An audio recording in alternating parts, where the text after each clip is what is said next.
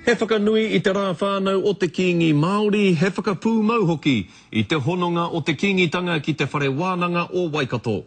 I whakakoretia ngā whakakoranga I te whare wānanga I te rānei, hei whakanui I tēnei rā whakahirahira, me te whakaako kē hoki I ngā āhuatanga o te Māori, me ngā kōrero mo te kingitanga ki ngā pia. Engari ko te arotahi matua o te rā, ko te kotahitanga.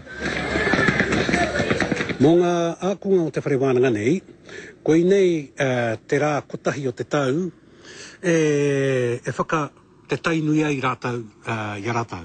Mehe mea tāi ana te ngātahi I ngā punua mātauranga o te whare wānanga o Waikato nei, ki ngā whakahaere a Teivi, me ngā mātauranga o Teivi I te whanaketanga o te whare wānanga, ko te oranga tanutanga mō ngā kaupapa iwi. Ko te hiahia o Ahorangi Pou Temara, kia noho pūmau tonu tēnei rā, hei rā whakanui I te kingitanga.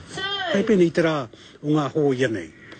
Te rua te kau mā rima o tēnei marama, ka mōhio tātou koe rā te rā whakanui I ngā hōia I mate atu, I ngā pakanga. Ana he pērā no tēnei ākene a tōna wā, ka noho hai kaupapa, hai tika. Ka whakanui a rāno tia tēnei rā whakahirahira hei te rā whānau o kingi tū heitia a te rātau.